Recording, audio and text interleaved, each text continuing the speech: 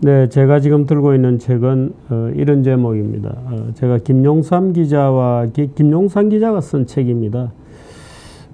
다른 프로그램에서 잠시 책을 언급을 했습니다만은 다시 좀 설명이랄까요. 대구 10월 폭동, 제주 4.3 사건, 여순 반란 사건 이렇게 되어 있습니다.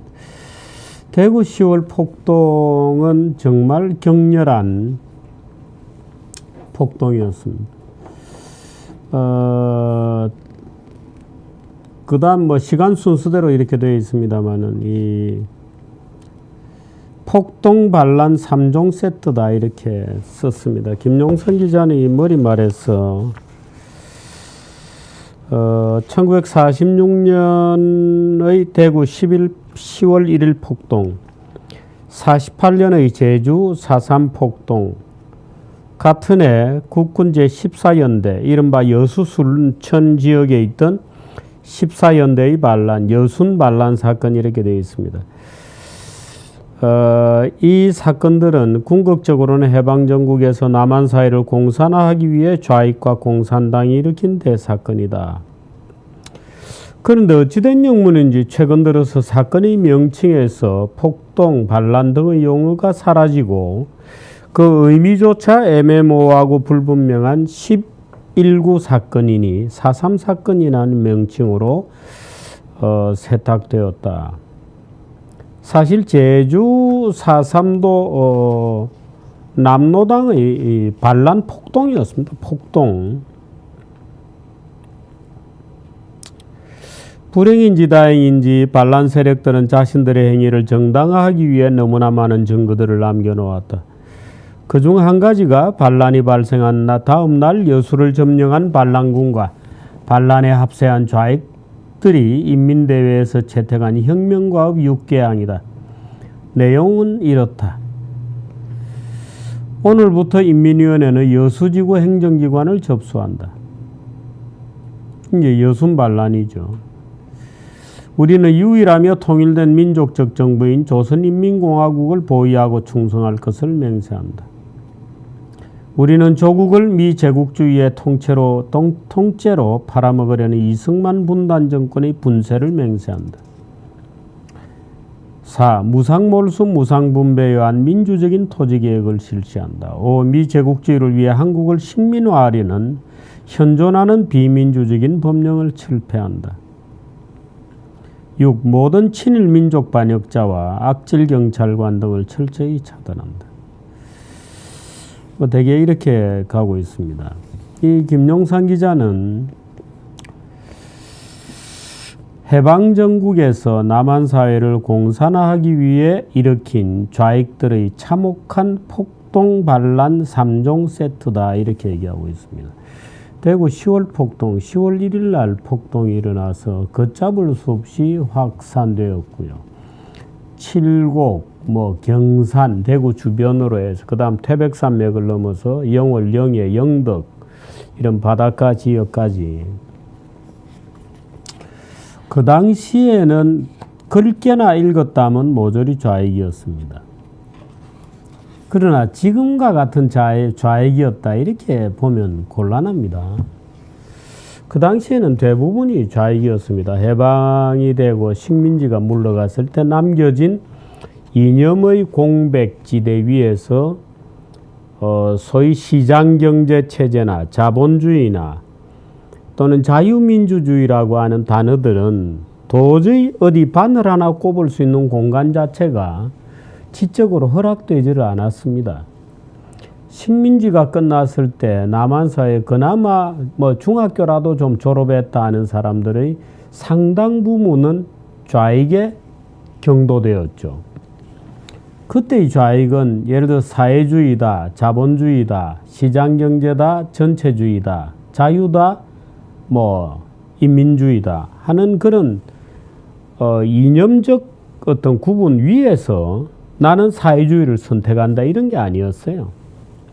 그냥 사회주의라는 것이 하나의 당연한 명제로 주어졌고 기타는 전부 친일적이고 제국주의적인 그 제국주의 해방은 당연히 사회주의적으로 가는 것을 의미했던 겁니다. 그래서 사실은 마르크스적인 소위 이 부르주아가 지배하는 단계를 거치지 않고 대부분 아시아 국가들이 바로 사회주의, 공산주의로 넘어가게 되었죠. 특히 농업적 기반을 가지고 있는 사회는 대부분 그랬습니다. 주작 사회주의 이런 말, 유교 사회주의 이런 말을 씁니다만은 대개 이 농업이라고 하는 것은 공동의 작업을 기초로 하는 하나의 촌락 공동체적 성격을 가지고 있고 권위주의적입니다. 그러니까 권위주의적이고 촌락 공동체적 성격을 갖고 있는 이런 사회의 구조 위에 사실은 공산주의가 아주 착착 들어맞는 내적인 구조를 가지고 있었습니다. 그러니까 근대적인 산업이라든지 이런 것은 전부 제국주의적 성격을 가진 것으로 보고 말하자면 식민지배 이전의 상태를 회복한다고 하는 것은 마치 촌락공동체적 농촌사회주의 즉 세계관으로 돌아가는 것을 의미하는 것처럼 인식이 되었던 것 같아요. 그래서 한국의 남쪽을 제외한 아시아 즉 전부가 동구에 이르기까지, 동구도 다 마찬가지입니다만은 공산주의적 유혹에 강력하게 노출되었습니다. 그것은 특히나 소련이라고 하는 유라시아 대륙 상단부 전부를 지배하고 있던 소련이라고 하는 강력한 공산주의 종주국, 그 당시만 하더라도 소련이 잘 나가고 있었기 때문에 그 소련의 지도가 먹히고 소련의 어떤 뒤에 작전이 먹히고 소련의 세계 전략이 먹히면서 전 세계, 저 유라시아 대륙 거의 전부가 서구 유럽 일부를 제외하고 거의 대부분의 유라시아 대륙 거의 전부가 사회주의를 향해서 사회주의가 당연한 하나의 그거라고 당연히 인류 문명이 가는 거다. 20세기는 당연히 사회주의로 가는 거다 하는 세계관에 매몰되면서 농업 사회들이 오히려 말하자면 적당히 공업화된 단계 자본주의를 거치지 않고도 오히려 농업 사회들이 바로 사회주의로 뛰어가는 사실은 뒤로 돌아가는 거였습니다. 농촌 공동체적 세계관으로. 그래서 대부분의 후진국들은 사회주의적인 세계관을 가지고 있어요. 대부분의 선진국들이 그렇지 않은 것과는 달리 대부분의 후진국들은 사회주의적 충동을 받습니다. 말하자면 공동체주의적 강한 충동을 느끼고 있는 거죠. 그런데 대한민국에서는 북쪽에 소위 이제 김일성 정권이 들어서고 남쪽에는 이승만 민주정부가 들어섰습니다마는 이승만 민주정부가 지향하던 자유민주주의나 자유시장경제 체제를 거부한다기보다는 이해를 못했던 그 당시 세계관을 그 당시에 그래도 세계가 어떻게 돌아간다, 미국이라는 게 어떤 나라다, 소련이라는 게 어떤 나라다 하는 것을 어렴풋이 미국은 워낙 멀리 있으니까 잘 모르고 소련이라는 게 무슨 어떤 나라다는 것을 정도 알고 있는 정도의 세계에 대한 지식이 있던 지식이라 해봤자 가냘픈 겁니다만은 그것이 있던 그나마의 사람들은 대부분 사회주의적이었습니다. 그 자들이 사회주의로 가기 위해서 벌였던 폭동 3종 세트입니다. 이 폭동들을 뚫고 이승만 정부가 탄생했던 겁니다. 48년 대한민국이 건국되었던 겁니다. 그래서 지금도 대한민국 48년 건국을 부정하는 자들은 기본적으로 사고 경향이 이 사상적 연장선에 있다는 것이 기본입니다. 이 사상의 연장선에 있습니다. 내심은 겉으로는 상해 임시정부 이렇게 떠들고 있지만 그건 어린애들 속이는 거고요. 내심은 이렇게 되어 있습니다. 이 10월 폭동 때 사건은 더군다나 굉장히 재미있습니다. 굉장히 재미있어서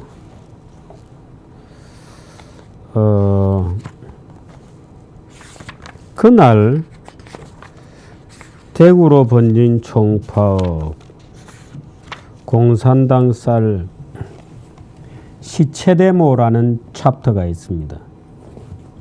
그 전날 10월 1일 오후 6시 경찰 150여 명이 경계를 서고 있는 가운데 난데없이 대구역 부근 금정로 운수노조 사무실 2층에 있던 조선노동조합 대구지역평의회 전평의 대구지역입니다. 누군가가 경찰 저놈을 죽여라 하는 고함을 질렀다. 이것을 신호로 하여 시위대는 경찰을 이중삼중으로 포위하고 집단 투석을 했다. 난데없이 날아오는 돌멩이에 정신없이 얻어맞은 경찰들이 응급결에 2층 노평 사무실을 향해 발포했다. 이때의 경찰 발포로 여러 명이 쓰러지자 경찰이 사람을 죽였다고 아우성치면서 노동자들이 도망쳤다. 당시 경찰의 사격으로 사망한 사람은 대구의 한 연탄 공장에서 근무하던 황말룡이라는 사람 한 명이었다. 당시 사망했다고 알려진 황말룡, 혹은 이름이 황팔룡이라고도 했다는데요.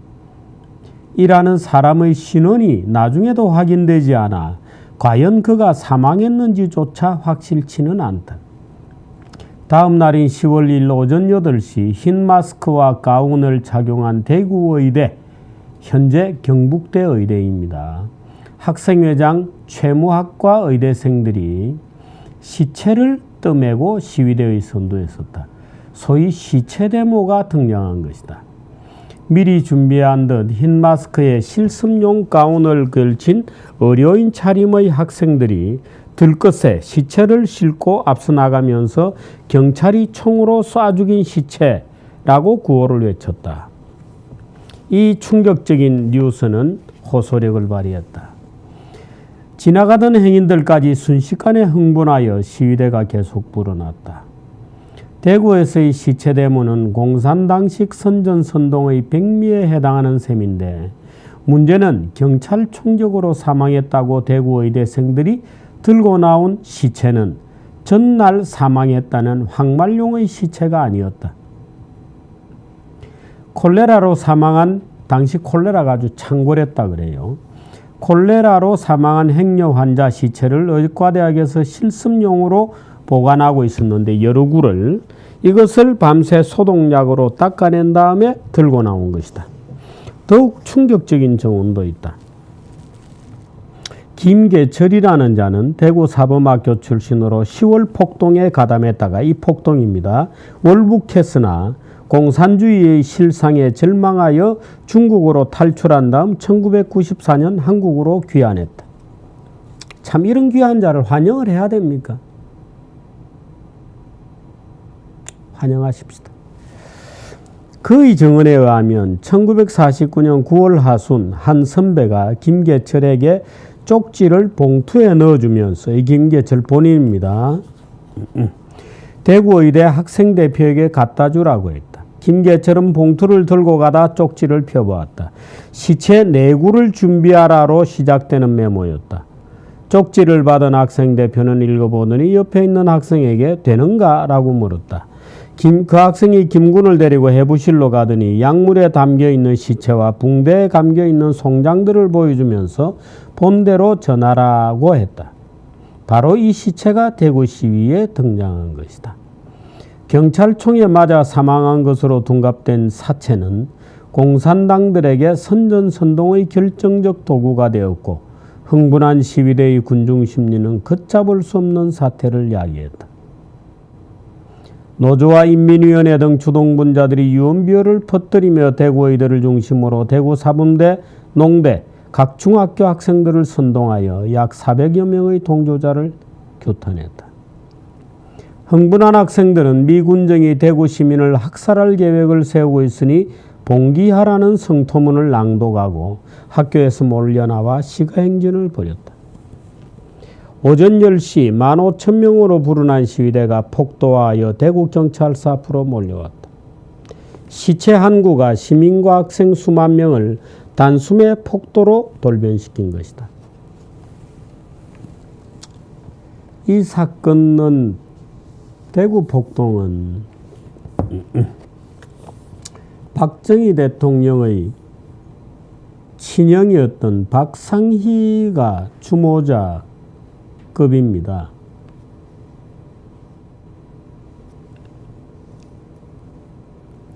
박정희 대통령 본인도 한때 좌익운동을 했다는 의심을 받았죠. 이 대구 10월 폭동은 워낙 폭동이 세기 때문에 결국에는 미 군정이 투입되고 미군이 투입되고서야 진정이 되었습니다. 도저히 경찰력으로는 어찌 해볼 수가 없었기 때문에 이 대구 폭동의 잔당들은 뭐 다른 지역에도 많이 침투를 했습니다만 그 중에 일부는 나중에 소위 남부군 유명한 지리산 빨치산으로 숨어 들어가는, 그 다음에 제수 4.3 사건이 터지고 여순반란 사건이 터져서 우리 김용상 기자는 이거를 해방 공간에서 좌익들이 일으킨 폭동 반란 3종 세트다 이렇게. 그 다음에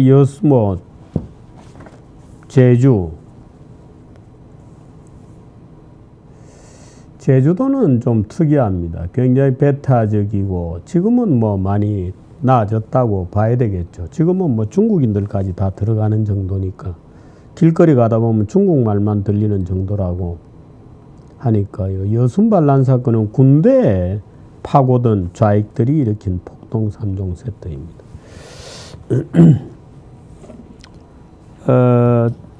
요즘 이 길거리에 보면 좌우가 나뉘어져서 참 우리들에게 다시 해방 공간에서의 좌우 대립을 떠올리게 합니다. 이 해방 공간에서의 좌우 대립은 마치 얼마 전에 제가 잠깐 길에 나갔을 때에 어떤 연사였나요? 아니면 그 길거리에서 누가 외쳤는지 모르겠습니다만은 탄핵 반대 반탁, 탄핵 찬성 친탁이었던가요?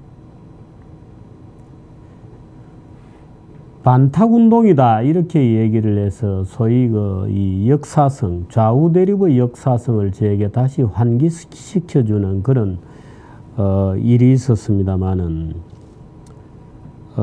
우리는 뭐 자연스럽게 해방 공간에서의 좌우 대립이라는 것도 생각하게 됩니다.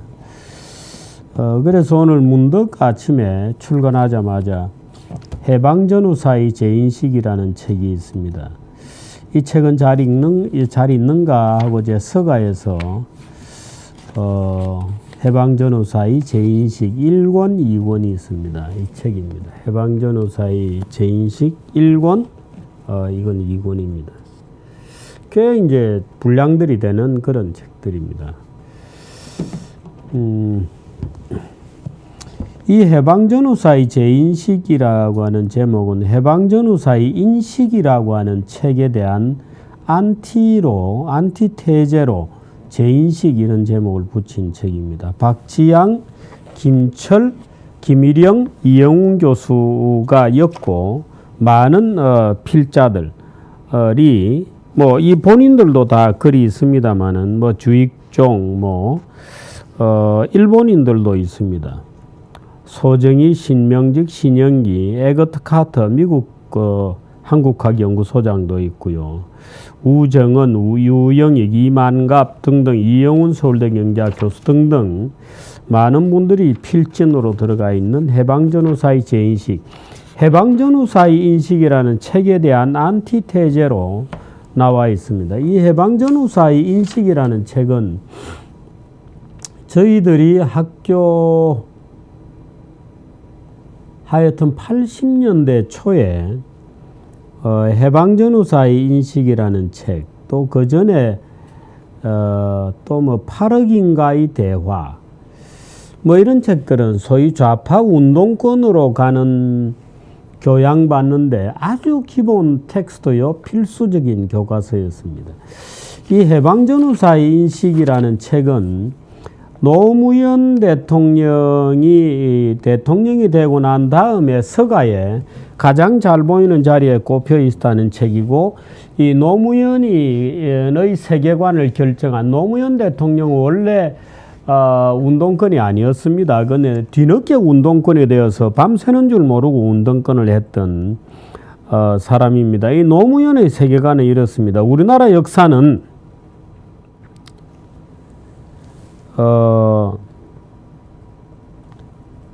이 노무현의 직접 언급을 박지양 교수가 머릿말에서 소개하고 있습니다만은 반민특위의 역사를 읽은 젊은 사람들이 가슴 속에 불이 나거나 피가 거꾸로 드는 경험을 다 한 번씩 한다.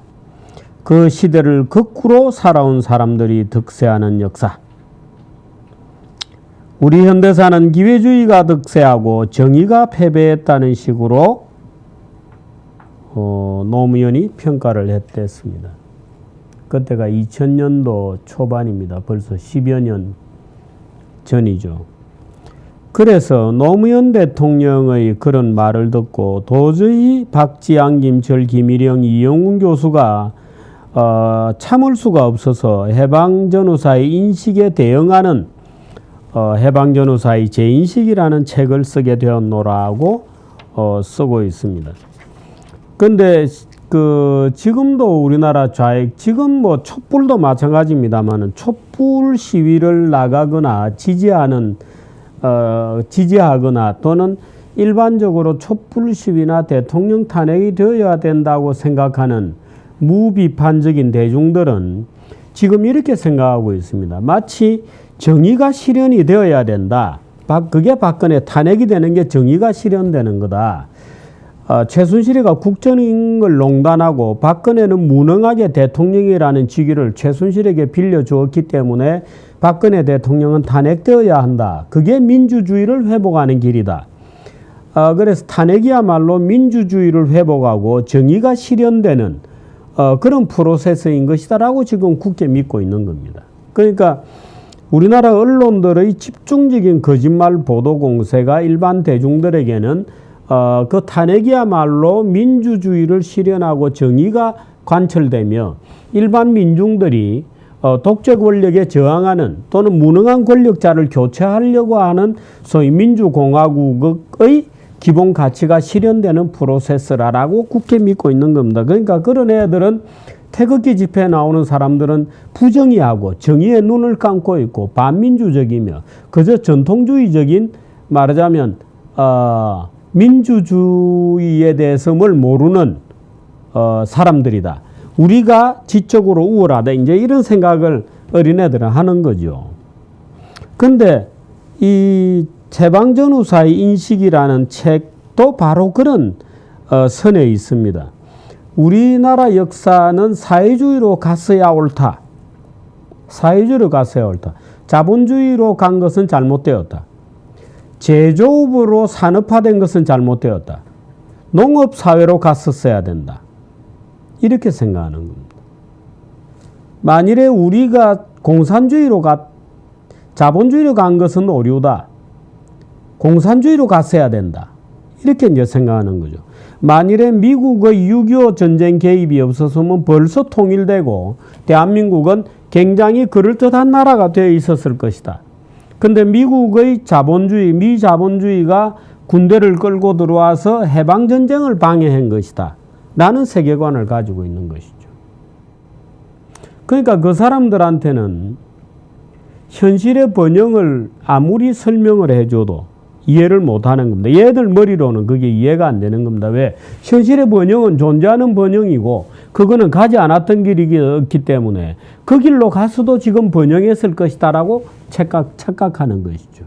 그런데 그렇게 해서 번영한 국가가 존재하지 않습니다. 사회주의, 공산주의로 가서 번영한 국가 자체가 존재하지 않는 겁니다. 만일에 대한민국이 제가 진짜 결정적인 얘기는 좀 이따 하겠습니다만은 만일에 대한민국이 자본주의, 자유민주주의라고 하는 이승만 대통령이 깔아놓은 레일로 달리지 않고 해방전후사의 인식을 주장하는 아이들, 촛불의 애들이 주장하는 세계관, 우리나라 좌익들이 주장하는 세계관으로 갔더라면 우리나라는 지금 어떻게 되어 있겠는가? 북한이죠. 그게 북한이에요. 정확하게 북한이 갔던 길로 간 것. 북한입니다. 만일에 북한보다 조금 더 나아졌더라면 중국의 변방이 되어 있었을 겁니다. 중국의 변방. 아니면 미얀마나 캄보디아나 베트남 정도. 베트남보다 못한 국가였을 수도 있습니다.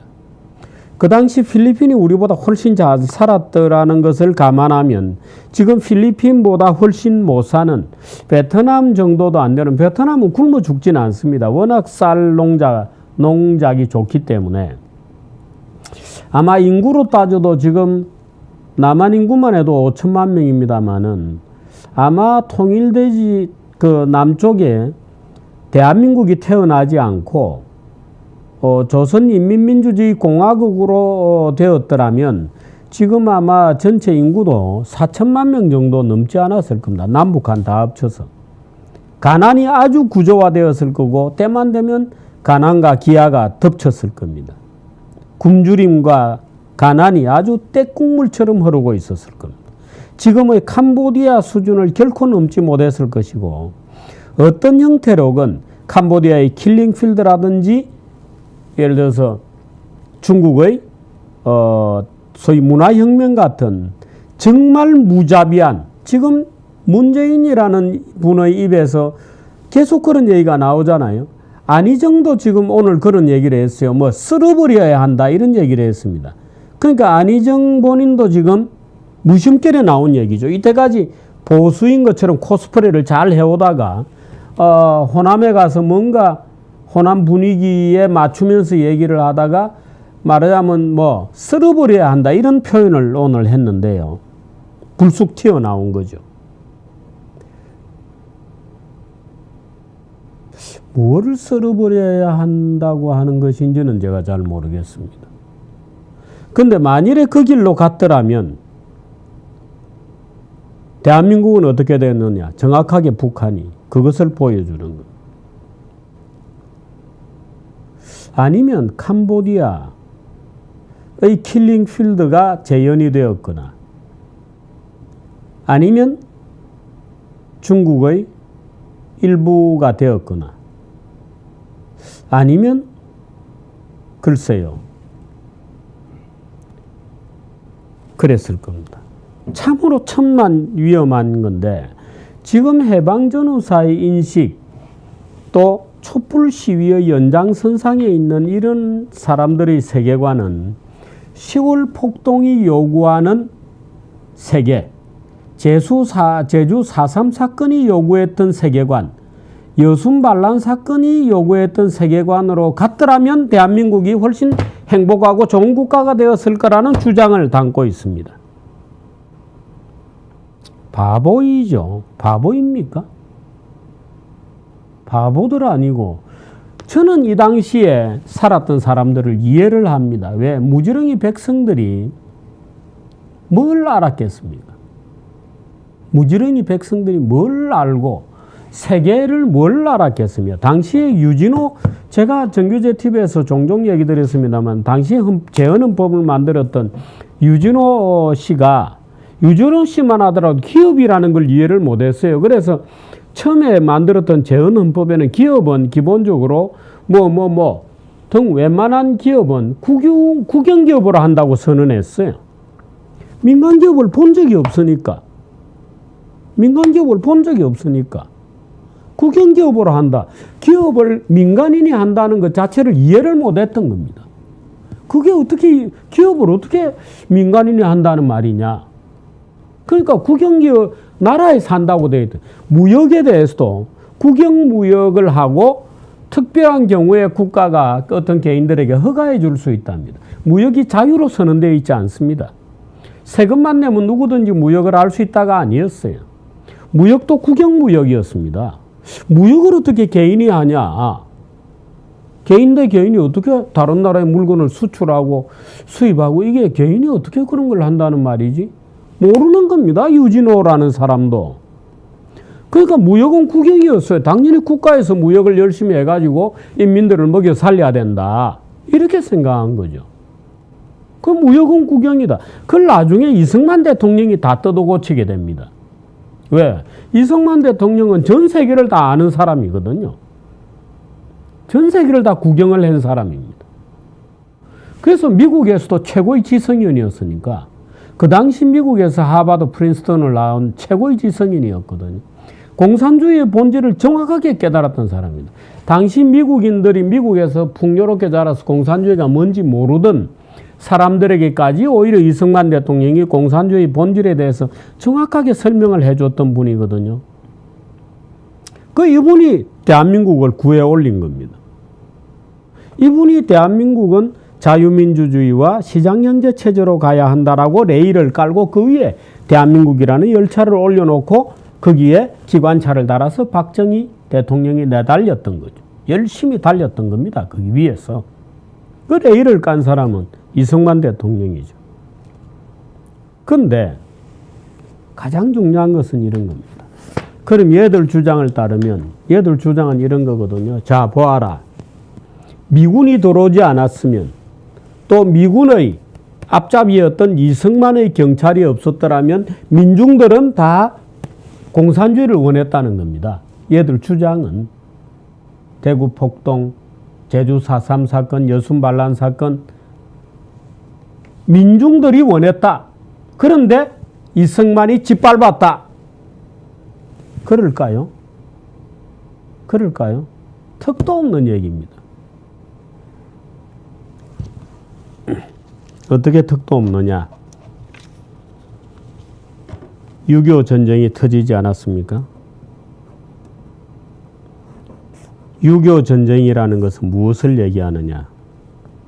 남쪽은 자본주의, 북쪽은 공산주의, 자유와 평등을 내걸고 역사적인 참 불행히도 한국인이, 한민족이 세계사적 투쟁을 한국인들이 겪어낸 겁니다. 물론 그 다음에 베트남도 그랬죠. 그런데 그 세계사적 경쟁, 세계사적 충돌이 한반도에서 일어난 겁니다. 시장경제체제, 자유체제와 공산주의 평등체제가 대격돌을, 이건 뭐 지금 시내 촛불과 태극기의 격돌 정도가 아닙니다. 총 들고 싸운 거 아니에요. 대포를 쏘고 전쟁을 한 겁니다. 그래서 대한민국 국민들에게 요구한 거죠. 너는 무엇을 선택하겠는가? 너는 무엇을 선택하겠는가? 열전의 1년이 끝나고 3년 전쟁의 나머지 기간 동안에는 모든 국민들이 선택할 자유가 있었습니다. 자, 공산주의 하고 싶은 사람은 북한으로 간다. 공산주의 싫은 사람은 남한으로 와라. 대한민국으로 와라. 하는 처절한 목숨을 건 선택이 있었습니다. 저마다 자기가 살던 데서 보따리 짐을 싸고 자기가 원하는 체제를 찾아서 북쪽으로 갈 사람은 가고 남쪽으로 내려올 사람은 내려옵니다. 이렇게 갔을 거라고요? 천만의 말씀입니다. 북한으로 올라간 사람은 아무리 많이 잡아도 주로 우리 국내 좌익 교수들이 추정을 해서 최대한 많이 잡으면 30만 명입니다. 북한으로 올라간 사람은. 실제로는 10만 명이 채 되지 않았을 거라고 봅니다. 그런데 좌익들은 많이 올라갔다고 주장하고 싶으니까 30만 명입니다. 30만. 그러면 자유를 찾아서 내려온 사람은 얼마나 될 것 같습니까? 얘들 주장에 따르면 없애야 되잖아요. 얘들 주장에 따르면 민중들은 사회주의를 원했다는 주장에 따르면 내려온 사람이 없어야죠. 아닙니다. 그 당시 북한 인구가 960만 명이었어요. 6.25 전쟁 직전에 960만 명이었습니다. 그런데 얼마나 내려왔느냐? 아무리 적게 잡아도 150만 명이 내려왔습니다. 아무리 적게 잡아도 150만 명. 일각에는 400만 명까지 내려왔다는 주장이 있습니다. 일각에는. 지금도 이북오도청 같은 데서는 400만 명이 내려왔다, 대한민국으로. 이렇게 주장을 해요. 그런데 아무리 적게 잡아도 그 당시 전쟁 전후의 인구 통계들 다 모으고 해서 잡아도 150만 명이 내려왔습니다. 무슨 얘기냐? 15대 1로 한민족은 자유를 선택한 겁니다. 무슨 이렇게 갔을 거라고 말도 안 되는 주장을 하세요? 아닙니다. 이 거짓말이에요. 무슨 그 당시 미 군정청에서 조사를 하니까 70몇 프로가 사회주의로 가야 된다고 주장을 했다? 처음에는 그랬겠죠. 국민들이. 사회주의가 뭔지 몰랐으니까. 그런데 막상 북한에 인민위원회가 들어서고 김일성이가 나타나고 사회주의를 하는 것을 보니까 아 이건 아니구나 속았다 하고 떼거 내려온 겁니다. 한국인들이 사회주의가 뭔지 공산주의가 뭔지 자유가 뭔지 평등이 뭔지를 자기 눈으로 보고 나서는 완전히 마음이 바뀐 겁니다. 처음에 뭣도 모를 때 미군 정청이 나와서 사회주의 우리가 어디로 가야 되느냐 사회주의로 가야 되느냐 하고 물으니까 전 국민의 한 70%가 사회주의가 좋다 그랬어요.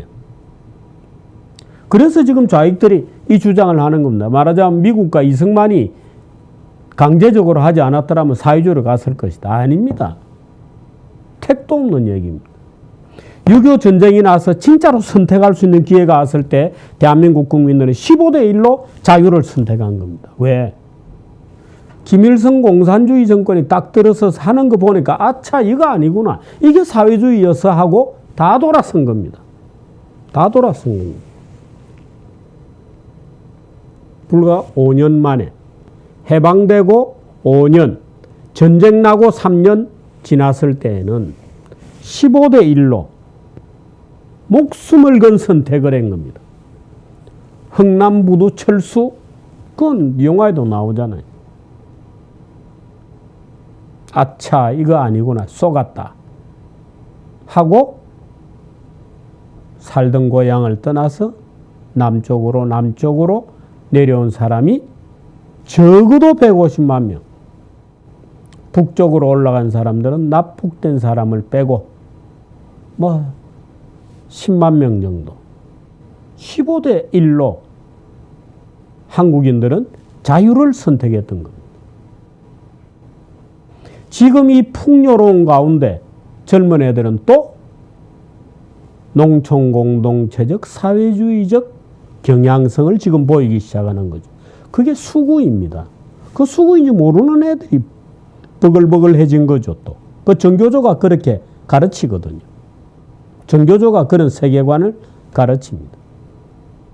어떤 조사에 따르면 기업은 나쁘다고 하는 애들이 지금 학생의 80%, 90%라는 겁니다.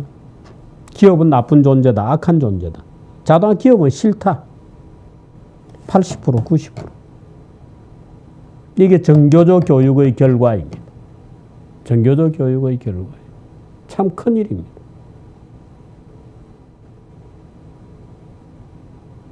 지금은 북한의 김정은이를 보면서도 그래요. 광화문에 촛불 시위하는데 뭐 북한이 답이다, 뭐 북한이 희망이다 이런 프랑카드도 있다 그래요. 참 무슨 잘 사는 집에 망나니가 하나, 예? 그 망나니들이 망나니들. 천둥벌거수이들입니다. 그 제가 오늘 해방전후사의 인식을 꺼내서 제 인식을 꺼내서 제목이라도 옛날에다 한 번씩 정독을 했던 책입니다만은 제목을 꺼내서 뒤적뒤적하면서 참 우리나라의 해방 공간의 갈등이 무엇이었는지에 대해서 지금 우리 사회의 갈등이라는 게 무엇인지에 대해서 생각해 봤습니다. 참 지금 또 그때처럼 자신의 짧은 지식이라고 생각하고 정말 어리석은 세계관을 무슨 정의로운 세계관인 것처럼 착각하는 이 시대의 무지를 어떻게 다루어야 하나 하고 생각해 봤습니다. 그래도 다행히 최근에는 태극기 집회가 다시 조직이 되고 강력한 나라를 지키겠다는 에너지가 형성이 되고 있는 중이어서 지금 이 소위 보수 지식인들도 굉장히 다릅니다. 요새는 제가 태극기 집회장에 나가보면 오히려 이 서 있는 청중들이 오히려 단상 위에 올라와서 열변을 토하는 연사보다도 더 지식인들이 많아요.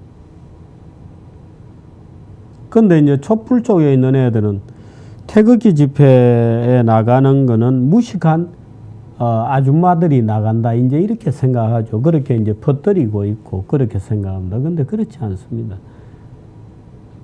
예를 들어 서울시청 앞에 있는 천막촌만 하더라도 굉장히 유식자들이 많습니다. 거기에서 밤을 지새는 분들 중에 제가 깜짝 놀랄 정도로 소위 유식자들이 자기를 애국 활동에 던지고 있는 것을 보면 감동을 받게 되죠.